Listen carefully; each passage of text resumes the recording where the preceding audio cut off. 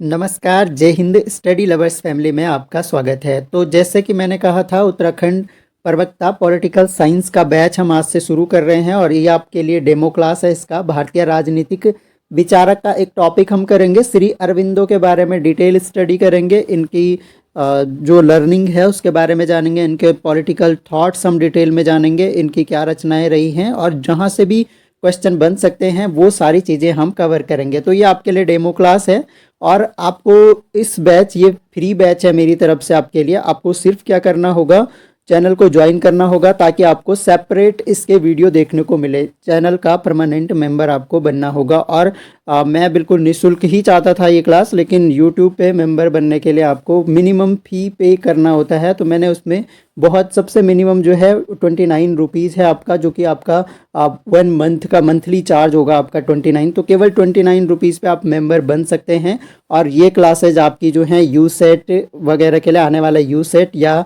UGC net JRF का जो paper होने वाला है दिसंबर साइकिल का, उसके लिए भी हेल्पफुल रहने वाली हैं। तो शुरू कर लेते हैं। पहला सबसे शुरू करते हैं हम तो सर अरविंदो के बारे में। 1872 से 1950 जो है यहाँ तक इनका कार्यकाल रहा था, 1872 से 1950 तक।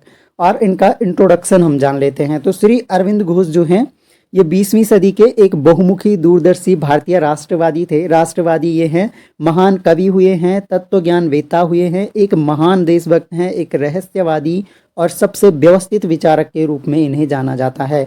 तो श्री अरविंदो आपके लेक्चरर के सिलेबस का पार्ट भी है, यूजीसी नेट के सिलेबस का पार्ट भी है। तो काफ़ी हेल्पफुल ये वीडियो आपके लिए होने वाला है। इसके अलावा इन्हें भारत में राष्ट्रवाद के पैगंबर के रूप में जाना जाता है। क्वेश्चन बन जाता है कि भारत में राष्ट्रवाद के पैगंबर जाने जाते हैं तो श्री अरविंदो जाने जाते हैं या अरविंद घोष जाने जाते हैं। इन्हें इस अर्थ में महान संश्लेषक या सिंथेसाइजर के रूप में भी जाना जाता है कि उन्होंने भारतीय और पश्चिमी दर्शन की प्रणाली का संश्लेषण किया था। तो एकमात्र ये दार्शनिक हैं या यूँ कह सकते हैं राजनीतिक विचारक हैं जिन्होंने भारतीय और पश्चिमी दर्शन की प्रणाली का पूरा सिंथेसिस किया था, संश्लेषण किया था। आगे बढ़ते हैं। अब हम इनकी जो प्रमुख घटनाएं और इनका जो योगदान है उसके बारे में जान लेते हैं। सबसे पहले 1904 और 5 में उन्होंने कांग्रेस के वार्षिक अधिवेशन में भाग लिया, लेकिन इसके काम करने के तरीकों का विरोध किया। तो ये व्यक्ति थे और इन्हें 1904-5 में इन्होंने कांग्रेस का जो वार्षिक अधिवेशन होता है उसमें भाग लिया इन्होंने, लेकिन इनको कांग्रेस का जो काम करने का तरीका था वो पसंद नहीं आया, तो उसका विरोध करते हैं। बंगाल विभाजन के बाद ये अनुशीलन समिति में शामिल हुए थे। तो बंगाल विभाजन 1905 में हो गया। 1905 में जब बंगाल विभाजन हुआ तो उसके बाद स्वदेशी आंदोलन चला और उस दौरान ये अनुशीलन समिति में शामिल हो गए। 1906 की अगर बात की जाए तो 1906 में अरविंदो को कलकत्ता में नेशनल कॉलेज का पहला प्रिंसिपल नियुक्त किया गया था। तो कभी कालक्रम में घटनाएं जमाने को आ जाती हैं कि इनके जीवन से जुड़ी घटनाएं दे देंगे और आपको कूट के माध्यम से सही क्रोनोलॉजिकल ऑर्डर में इनको दर्शाना होगा। तो जो अब जादवपुर विश्वविद्यालय कोलकाता के रूप में है, तो कलकत्ता नेशनल कॉलेज के पहले प्रिंसिपल के रूप में इन्हें नियुक्त किया गया था 1906 में। और यह स्कूल अब जो है जादवपुर विश्वविद्यालय कोलकाता के रूप में जाना जाता है। 1908 में इन्हें अलीपुर षड्यंत्र के लिए राजद्रोह के आरोपों का सामना करना पड़ा था 1908 में। और लास्ट पॉइंट जो है आपका, कैम्ब्रिज में अरविंदो इंडियन मजलिस के सदस्य और सचिव बने। तो कैम्ब्रिज यूनिवर्सिटी जो है वहाँ पर श्री अरविंदो को इंडियन मजलिस के सदस्य और सचिव के रूप में नियुक्त किया गया। तो ये आपको इनके जीवन की कुछ घटनाएं याद रखनी है। इसके अलावा जो अन्य घटनाएं हैं वह एक गुप्त क्रांतिकारी समाज में शामिल हो गया जिसे लोटस एंड डैगर के नाम से जाना जाता था। तो लोटस एंड डैगर नामक एक गुप्त क्रांतिकारी समाज था या संघ था, उसमें शामिल हो गए थे श्री अरविंदो। 1926 में अपने आध्यात्मिक सहयोगी मीरा अल्फासा द मदर के नाम से इन्हें जाना जाता है, मीरा अल्फासा की मदद से श्री अरविंदो आश्रम की स्थापना की। तो पहली बात, श्री अरविंदो आश्रम की स्थापना कब होती है? 1926 में होती है। किसके सहयोग से होती है? तो द मदर के नाम से जानी जाती है मीरा अल्फासा, इनके सहयोग से श्री अरविंदो आश्रम की स्थापना की गई थी। इसके अलावा 1943 में उन्हें साहित्य के नोबेल पुरस्कार के लिए नामित किया गया था और 1950 में फिर से नोबेल शांति पुरस्कार के लिए नामित किया गया। तो ये इनके जीवन से महत्वपूर्ण घटनाएं जुड़ी हैं। 1943 में साहित्य के नोबेल पुरस्कार के लिए और 1950 में शांति के नोबेल पुरस्कार के लिए नामांकित किया गया था। मिला नहीं था लेकिन नामांकित किया गया था। तो ये कुछ बातें ध्यान रखनी है यहाँ से। अब देखिए इन पे किसका प्रभाव किसका था इन पे, तो श्री अरबिंदो पे जो प्रभाव था वो हम जान लेते हैं। प्रभाव इन पर था जर्मन दर्शन का और हेगल का। हेगल एक महान दार्शनिक है, हेगल को भी हम पढ़ेंगे वेस्टर्न पॉलिटिकल थॉट जब हम डिस्कस करेंगे। और हेर्डर, इनका इन पे प्रभाव था। तो अरविंद जर्मन परंपरा से काफी प्रभावित थे, ये हम डिस्कस कर चुके हैं, जो बताती है कि राष्ट्र की आत्मा होती है, राष्ट्र की आत्मा होती है। जर्मन विद्वान थे हेर्डर के अनुसार राष्ट्र प्राकृतिक है और इसमें आत्मा है, तो हेर्डर से वो प्रभावित थे। इसके अलावा संस्कृति, जाति, भाषा, धर्म राष्ट्र के आधार बनते हैं ये सब। और इसके अलावा हेगल से वो प्रभावित थे क्योंकि हेगल भी राष्ट्रवाद के प्रबल समर्थक थे। इसने अरविंद की राष्ट्रवाद की अवधारणा को आध्यात्मिकता का एक घटक प्रदान किया। तो पूछा जाता है कि जो श्री अरविंदो हैं इन पर प्रभाव किसका था, तो हेगल और हेर्डर के अलावा जर्मन दर्शन का इस पर प्रभाव था। आगे इनके कार्यों की बात कर लेते हैं। तो श्री अरविंद के जो कार्य हैं, सबसे पहले 1918 में the ideal of human unity, ये ध्यान रखना है आपको, the ideal of human unity नाम से इनकी बुक पब्लिश होती है 1918 में। तो इनके बुक्स भी क्रोनोलॉजिकल क्रम में मिलेंगे आपको, क्रोनोलॉजिकल क्रम में, और ये जमाने को आ जाती है एग्जाम में। तो यहाँ पर the ideal of human unity में क्या बात करते हैं, यहाँ वे मानव एकता के आदर्श के बारे में बात करते हैं जो प्रकृति की संभावित योजना का एक हिस्सा था। वे कुछ प्रकार के महासंघों के माध्यम से विश्व एकता प्राप्त करने की बात करते हैं। तो विश्व एकता, ये पूछा जाता है कि श्री अरबिंदो ने विश्व एकता प्राप्त करने की बात कौन सी बुक में की है, तो the ideal of human unity में की है। तो ह्यूमन यूनिटी 1918 में पब्लिश होती है। मानव एकता के साथ साथ ये विश्व एकता प्राप्त करने की बात इस बुक में करते हैं। दूसरा लाइफ डिवाइन, बहुत फेमस बुक है, ये तो जीएस के लिए भी इंपॉर्टेंट है। द लाइफ डिवाइन 1919 में पब्लिश होती है। और अरविंद का एक सिद्धांत दार्शनिक कार्य है जहां वे आध्यात्मिक विकास और पृथ्वी पर दिव्य जीवन के आगमन का सिद्धांत देते हैं। तो इसमें वो क्या करते हैं, ये उनका दार्शनिक कार्य है, आध्यात्मिक विकास और पृथ्वी पर दिव्य जीवन के आगमन का सिद्धांत वो द लाइफ डिवाइन में देते हैं। इसके अलावा गीता पर निबंध इन्होंने लिखा 1922 में, ये भी आपको ध्यान रखना है। और इसके अलावा अगर बात की जाए सावित्री अ लीजेंड एंड अ सिंबल, तो सावित्रीबाई फुले पर 1940 में इन्होंने सावित्रीबाई फुले पर नहीं, यह महाभारत के धर्मशास्त्र पर आधारित एक काव्यात्मक कृति है, यानी ये काव्य फॉर्म में लिखा गया है ये। तो सावित्री अ लीजेंड एंड अ सिंबल 1940 में महाभारत के धर्मशास्त्र पर आधारित काव्यात्मक कृति है। सिंथेसिस ऑफ योग 1948 में, ये ध्यान रखना आपको, इतना पूछा नहीं जाता है, लेकिन द लाइफ डिवाइन हो गया आपका, ये आपके लिए इंपॉर्टेंट है। द ह्यूमन सर्कल 1959 में। ऑन द वेद, ये वेदों पर लिखी गई इनकी कृति है, 1956 में लिखी गई थी। और इसके अलावा एक लेख इनका जो है ये भी आपको ध्यान रखना है, इंदु प्रकाश समाचार पत्र में न्यू लैब्स फॉर ओल्ड के लिए एक लेख इनका जो है इंदु समाचार पत्र में प्रकाशित हुआ था। साप्ताहिक जो इनकी पत्रिकाएं हैं ये आपको ध्यान रखनी है, धर्म है, कर्म योगिन है, और इसके अलावा वंदे मातरम समाचार पत्र जो कि 1905 में पब्लिश हुआ था। तो ये सारी बातें जो है इनकी एक तरह से कृतियां हो गई, रचनाएं हो गई, ये सारे आपके सामने हैं। तो इसका आपको पीडीएफ भी मिल जाएगा आपके ग्रुप में, तो पीडीएफ आपको टेलीग्राम पे मिल जाएगा, लिंक आपको डिस्क्रिप्शन में मिल जाएगा। और जो भी पॉलिटिकल साइंस उत्तराखंड लेक्चरर की तैयारी कर रहे हैं उनके लिए यह कोर्स रहेगा, बिल्कुल निःशुल्क है मेरी तरफ से। बस आपको चैनल को ज्वाइन करना होगा ताकि आप प्राइवेटली, केवल कुछ लोग, सेलेक्टेड लोग जो कि पॉलिटिकल साइंस की तैयारी कर रहे हों वही आप इस माध्यम से जुड़ पाएँ। ज़्यादा एक तरह से आपको सेपरेट नोट्स मिलेंगे, अलग से प्रॉपर ग्रुप बना दिया गया है मेरे द्वारा, तो आप ज्वाइन कर सकते हैं। इसके अलावा इनके राष्ट्रवाद का सिद्धांत हम देख लेते हैं। राष्ट्रवाद का सिद्धांत बहुत फेमस है श्री अरविंदो का, यहाँ से क्वेश्चन आपके जरूर बनते हैं। अरविंद को भारतीय राष्ट्रवाद के पैगंबर के रूप में जाना जाता है। वह राष्ट्रवाद को बुलंद ऊंचाइयों तक ले गए, तो बुलंदियों तक ले गए ये राष्ट्रवाद को। उन्होंने ब्रिटिश शासन को आधार में व्यापारिक और चरित्र में शोषक माना, इसलिए इसे अपने आधार से ही कमजोर होना चाहिए। तो इन्होंने क्या कहा कि जो ब्रिटिश शासन है वो आधार में, व्यापारिक और चरित्र में बिल्कुल शोषक का काम कर रहा है भारतवर्ष में। वे एकमात्र व्यक्ति हैं जिन्होंने भारतीय राष्ट्रवाद का साहसिक सिद्धांत दिया। तो भारतीय राष्ट्रवाद का साहसिक सिद्धांत देने वाले एकमात्र व्यक्ति हैं।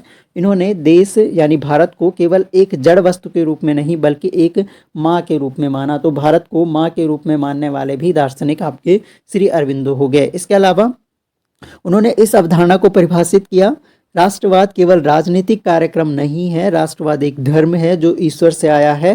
राष्ट्रवाद एक पंथ है जिससे आपको जीना होगा। तो यानी क्या कहा है, राष्ट्रवाद केवल एक राजनीतिक दर्शन नहीं है बल्कि राष्ट्रवाद ही धर्म है। राष्ट्रवाद ही धर्म है, राष्ट्रवाद ही एक पंथ है जिसे आपको जीना होगा। तो ये सारी बातें, कभी स्टेटमेंट आ जाता है, किसका स्टेटमेंट है, तो श्री अरविंद का स्टेटमेंट है।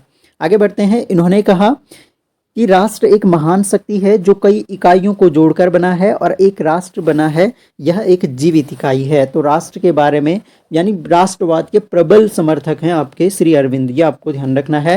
राष्ट्रवाद एक धर्म है जो ईश्वर से आया है, इसलिए इसे कुचला नहीं जा सकता। तो हम पहले ही डिस्कस कर चुके हैं, राष्ट्रवाद एक धर्म है, राष्ट्रवाद एक पंथ है, इसे आपको जीना होगा। तो ये विचार हैं श्री अरविंद के। अरविंद के लिए उनका आंदोलन किसी भी राजनीतिक भावना से निर्देशित नहीं था बल्कि एक धार्मिक मिशन था। तो इनका जो आंदोलन है वो किसी राजनीतिक भावना से निर्देशित नहीं बल्कि इन्होंने माना कि यह एक धार्मिक मिशन है।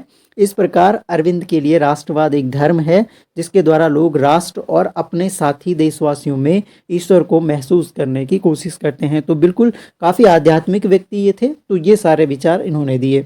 इसके अलावा इन्होंने कहा कि विदेशी शासन से भारत की मुक्ति स्वराज का मुख्य लक्ष्य था। तो स्वराज मुख्य लक्ष्य है, भारत की मुक्ति विदेशी शासन से। उनके लिए स्वराज केवल आर्थिक और राजनीतिक प्रकृति का नहीं बल्कि स्वशासन था। तो केवल आर्थिक और राजनीतिक प्रकृति का ही नहीं है स्वराज हमारे लिए, बल्कि क्या है, स्वशासन था। ये श्री अरविंदो के विचार हैं। इसके अलावा अब इनका जो एक सिद्धांत है वो है कार्रवाई की विधि, यानी जो कार्रवाई की विधि है उसको ये स्पष्ट करते हैं। और इन्होंने कहा पुराने के लिए नया दीपक, एक शीर्षक के साथ एक लेखों की श्रृंखला इनकी पब्लिश होती है, पुराने के लिए नया दीपक। तो ये पूछा जा सकता है, वेरी इंपॉर्टेंट है, आपको ध्यान रखना होगा, वेरी वेरी इंपॉर्टेंट। तो शीर्षक क्या था, पुराने के लिए नया दीपक। इस श्रृंखला में इन्होंने जो नरमपंथी थे, यानी जो नरमपंथी थे उनकी आलोचना की थी इन्होंने, और उन्होंने उनकी आलोचना की वकालत की। और ब्रिटिश शासन कपट वेश में पनप रहा है। इन्होंने क्या कहा कि ब्रिटिश शासन जो है इन्हीं नरमपंथियों के कपट वेश में पनप रहा है। तो ये इन्होंने आरोप लगाए नरमपंथियों पर और इसी से उन्होंने इनकी आलोचना की। जो उनके लेख थे वो क्या थे, पुराने के लिए नया दीपक इसका शीर्षक था। उन्होंने विरोध प्रार्थना याचिकाओं और विरोध प्रदर्शन के तरीकों का विरोध किया और इन पद्धतियों को राजनीतिक दरिद्रता या भीख बुलाया। यानी जो कांग्रेस थी, कांग्रेस खासकर जो नरमपंथी लोग थे, उनका क्या था कि वो विरोध करेंगे, प्रार्थना करेंगे, याचिका करेंगे।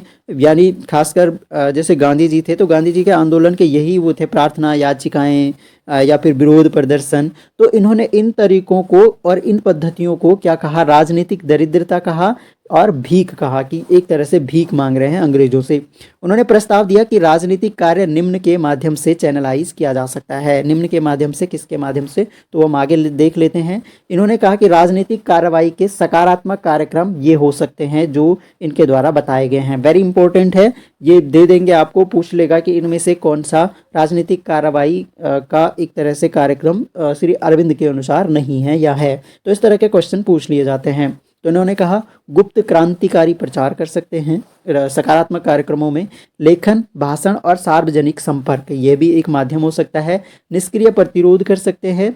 विदेशी सामान का बहिष्कार करना, ब्रिटिश शिक्षा प्रणाली का बहिष्कार, जो ब्रिटिश शिक्षा प्रणाली जो कि अंग्रेजी शिक्षा पर केंद्रित रही उसका बहिष्कार। असहयोग कर सकते हैं। बल और अहिंसा का उपयोग कर सकते हैं यदि हालत की मांग हो तो। यदि हालत की मांग हो तो बल का प्रयोग भी किया जा सकता है और अहिंसा का उपयोग भी किया जा सकता है। यानी गांधीवादी दृष्टिकोण पर ये बिल्कुल एक तरह से पूरी तरह से सहमत नहीं है कि केवल अहिंसा से नहीं, इन्होंने कहा कि बल का प्रयोग भी किया जा सकता है। तो ये बातें आपको ध्यान रखनी है। सकारात्मक कार्यक्रम जो होंगे राजनीतिक कार्रवाई के वो ये होंगे श्री अरविंद के अनुसार। आगे बढ़ते हैं। अब इनका स्वतंत्रता का जो सिद्धांत है, स्वतंत्रता की जो अवधारणा है उसके बारे में जान लेते हैं। अरविंद के अनुसार मुक्त होने की लालसा, यानी मुक्त होने की जो लालसा है मानव हृदय की ऐसी गहरी परत में समा गई है कि हजारों तर्क इसे उखाड़ने में शक्तिहीन है। और बिल्कुल सही बात भी है कि हर कोई व्यक्ति क्या चाहता है, फाइनली फ्रीडम चाहता है। मुक्त होने की लालसा सबकी रहती है और ये मानव शरीर में यानी मानव हृदय में इतनी गहराई से बैठ गया है कि हजारों तर्क इसे उखाड़ने के लिए शक्तिहीन है। स्वतंत्रता के उनके विचार एक क्रमागत उन्नति है। उनके विचार क्या हैं, क्रमागत उन्नति है स्वतंत्रता के लिए। और वे स्वतंत्रता के आध्यात्मिक आयाम के बारे में बात करते हैं। तो स्वतंत्रता के लिए भी उन्होंने कहा कि आध्यात्मिक आयाम होना चाहिए, और जैसे आध्यात्म में होता है कि स्वतंत्रता सर्वोच्च सुख सच्चिदानंद सत्यचित आनंद जो था, हमारा वेदों से चला आ रहा कॉन्सेप्ट है, तो सच्चित आनंद के ही ये समर्थक थे। तो इन्होंने कहा कि स्वतंत्रता से संबंध आध्यात्मिक स्वतंत्रता से है, और सर्वोच्च सुख जो है वो आपका सच्चिदानंद में है, यानी सत्यचित आनंद में है। यह स्वतंत्रता अभिन्न योग के माध्यम से प्राप्त की जा सकती है। इन्होंने कहा कि जो ये स्वतंत्रता है सच्चिदानंद वाली, यानी सच्चिदानंद वाली, इसको अभिन्न योग के द्वारा आप प्राप्त कर सकते हैं। और अभिन्न योग के लिए क्या करना होगा वो हम समझते हैं आगे की स्लाइड में। तो अभिन्न योग के बारे में इन्होंने बताया कि देखो, अरविंदो के अनुसार अभिन्न योग के माध्यम से मानव एकता के आदर्श को प्राप्त किया जा सकता है। पहली बात कि मानव एक तरह से जो एकता का आदर्श है वह अभिन्न योग के माध्यम से प्राप्त किया जा सकता है। वे चाहते थे कि भारत दुनिया के आध्यात्मिक उत्थान में आगे बढ़े, और इसके लिए इसे स्वतंत्र होना चाहिए। तो इनका ये कहते थे कि आध्यात्मिक उत्थान में भारत आगे बढ़े, और इसके लिए पहले भारत को स्वतंत्र होना जरूरी है। उन्होंने अपने विकास के सिद्धांत में मूल, प्रकृति और दुनिया के भाग्य के बारे में बताया है।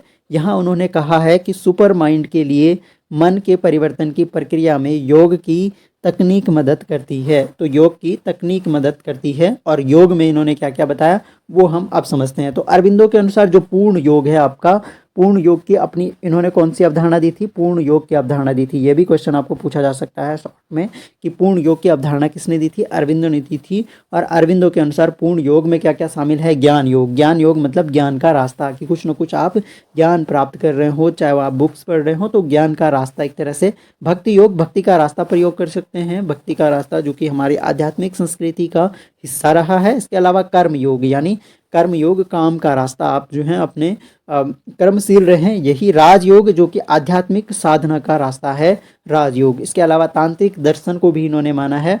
उनके अनुसार मानव जीवन के लक्ष्य स्वतंत्रता प्राप्त करना है। स्वतंत्रता सार्वभौमिक भावना का बोध है। तो इन्होंने क्या कहा कि मानव जीवन का जो मुख्य लक्ष्य है वो स्वतंत्रता प्राप्त करना है। सच्चित आनंद का सिद्धांत दिया, यह हम पढ़ ही चुके हैं, और अभिन्न योग के माध्यम से ही इसे प्राप्त किया जा सकता है। मनुष्य ईश्वर को अभिन्न योग के माध्यम से ही समझ सकता है, ये कहना है श्री अरविंदो का। अरविंदो के अनुसार अभिन्न योग के लिए तप साधना और योग की आवश्यकता होती है। तो अभिन्न योग के लिए क्या क्या चाहिए? तप चाहिए, साधना चाहिए, और साथ में योग भी चाहिए। तो ये इनका अभिन्न योग का सिद्धांत था। इसके द्वारा जो है आपके एक तरह से सच्चिदानंद की प्राप्ति की जा सकती है। चलिए आगे बढ़ते हैं। आगे हमारे पास हैं अरविंदो के कुछ हम उद्धरण देखेंगे, यानी कुछ स्टेटमेंट देखेंगे। ये स्टेटमेंट डायरेक्ट पूछ लिए जाते हैं एग्जाम्स में, तो डायरेक्ट हम कुछ जो है इनके स्टेटमेंट देखेंगे, और ये स्टेटमेंट आपको ध्यान रखने हैं क्योंकि परीक्षा में आपके पूछे जा सकते हैं। सबसे पहला स्टेटमेंट है, जिसे हम हिंदू धर्म कहते हैं वह वास्तव में सनातन धर्म है, क्योंकि यह अन्य सभी को गले लगाता है। तो जिसे भी हम हिंदू धर्म कहते हैं वो वास्तव में क्या है? सनातन धर्म है, क्योंकि यह अन्य सभी को, यानी किसी भी धर्म से भेदभाव नहीं करता है, अन्य सभी को गले लगाता है। तो इसलिए हिंदू धर्म ही सनातन धर्म है। ये स्टेटमेंट किसका है? श्री अरविंद का। ध्यान रखना, स्टेटमेंट बहुत पूछ लिए जाते हैं। तो छिपी हुई प्रकृति गुप्त भगवान है। जो छिपी हुई प्रकृति है वही आपका गुप्त भगवान है। तो ये भी इनका स्टेटमेंट है। सदियों से भारत मरा नहीं है, और ना ही उसने अपने पिछले रचनात्मक की शब्द बात की है। वह है और अभी भी अपने और मानव लोगों के लिए कुछ करना चाहता है। तो सदियों से भारत की स्थिति ऐसी ही है, और वो अभी भी है, और अभी भी अपने यानी मानव लोगों के लिए कुछ करना चाहता है। कुछ धर्मपरायण लोगों की बात सुनने के लिए कोई कल्पना करेगा कि भगवान कभी नहीं हंसता। तो ये भी स्टेटमेंट इनका है कि धर्मपरायण लोगों की बात सुनने के लिए कोई कल्पना करेगा कि भगवान कभी नहीं हंसता। इसके अलावा आध्यात्मिकता वास्तव में भारतीय मन की प्रमुख कुंजी है, क्रियार्थक संज्ञा की भावना इसके मूल निवासी हैं। तो ये भी स्टेटमेंट, आध्यात्मिकता वास्तव में भारतीय मन की प्रमुख कुंजी है, और क्रियार्थक संज्ञा की भावना इसके मूल निवासी हैं। तो ये इनके कुछ इंपॉर्टेंट स्टेटमेंट हो गए। तो आपको रिवीजन करने के लिए नोट्स मिल जाएगा आपको टेलीग्राम पे, तो टेलीग्राम आप ज्वाइन कर लीजिएगा। इसके अलावा निष्कर्ष हम देख लेते हैं फटाफट से। भारत और विश्व के आधुनिक विचारों में अरविंद का आध्यात्मिक राष्ट्रवाद सबसे बड़ा योगदान है। तो भारत हो या विश्व के जो आधुनिक राजनीतिक विचारक हैं उनमें अरविंद का आध्यात्मिक राष्ट्रवाद सबसे बड़ा योगदान है। तो पहली बात ये ध्यान रखनी है। तो कभी यही पूछ लिया जाता है कि आध्यात्मिक राष्ट्रवाद का सिद्धांत किसने दिया है, तो श्री अरविंदो ने दिया है। इसके अलावा रविंद्रनाथ टैगोर ने कहा है, दुनिया को भारत का संदेश अरविंद घोष के माध्यम से मिलेगा। दुनिया को भारत का जो संदेश मिलेगा वो अरविंद घोष के माध्यम से मिलेगा। किसने कहा था? रविंद्रनाथ टैगोर ने कहा था। तो ये भी आपको ध्यान रखना है। रोमन रोलैंड ने उन्हें भारतीय विचारकों का राजकुमार के रूप में वर्णित किया गया है। तो दो क्वेश्चन बनते हैं कि भारतीय विचारकों का राजकुमार किसे कहा गया है? श्री अरविंदो को कहा है। और किसने कहा है? तो रोमन रोलैंड ने कहा है। तो ये कुल मिलाकर हमने सारी बातें जानी श्री अरविंदो के बारे में। छोटा सा ये टॉपिक है इनके राजनीतिक विचारों के बारे में। तो क्योंकि ये हमारा डेमो क्लास है इसलिए मैंने छोटा सा टॉपिक चुना कि ये आपके लिए डेमो क्लास रहेगा। तो ये आप ठीक से देख लीजिएगा। अगर आपको लगता है कि इस तरह के वीडियोस से आपकी लेक्चरर की तैयारी में या फिर यूजीसी नेट या सेट की तैयारी में मदद मिल सकती है तो आप चैनल के परमानेंट मेंबर बन जाइएगा, क्योंकि वहाँ पर हम बिल्कुल सेपरेट अलग से ये बैच चलाएंगे। क्योंकि जनरल जो हमारा चैनल है उस पर हम प्री एग्ज़ाम्स की तैयारी, ग्रुप सी वगैरह की तैयारी करवाते हैं, तो वहाँ पर आपके लिए कंफ्यूजिंग हो जाएगा। इसलिए सेपरेट बैच रहेगा। वहाँ पर आप डायरेक्ट मेरे से जो भी आपके डाउट्स वगैरह रहेंगे वो आप क्लियर करवा सकते हैं। तो आई होप आपको पसंद आया होगा। पसंद आता है तो अपने दोस्तों तक ज़रूर शेयर करें। जो भी आपके फ्रेंड्स हैं जो खासकर पॉलिटिकल साइंस की तैयारी कर रहे हैं किसी भी एग्ज़ाम के लिए, तो पॉलिटिकल साइंस वाले अपने सभी मित्रों तक ये वीडियो पहुंचाइए। और अगर आपको लगता है कि ये वीडियो आपके लिए हेल्पफुल है तो ज्वाइन करिए टेलीग्राम और चैनल के मेंबर बनिए। और नेक्स्ट डे से आपको एज अ मेंबर को ही ये क्लास देखने को मिलेगी। तो अगला लेक्चर जब भी हमारा आएगा तो जल्दी आएगा, क्योंकि हमें जो है यूकेपीएससी लेक्चरर की प्रिपरेशन करनी है और इसके लिए हम जल्दी से इसका सिलेबस कंप्लीट करवाने के लिए लगभग जो है कोशिश करेंगे कि हर दिन नहीं तो एक दिन छोड़ के आपका लेक्चर आ जाएगा। तो आशा करते हैं आपको पसंद आया होगा। पसंद आता है तो वीडियो को लाइक शेयर करें, अपने दोस्तों तक पहुंचाएं। Thanks a lot for listening. मिलेंगे नेक्स्ट वीडियो में, तब तक के लिए जय हिंद।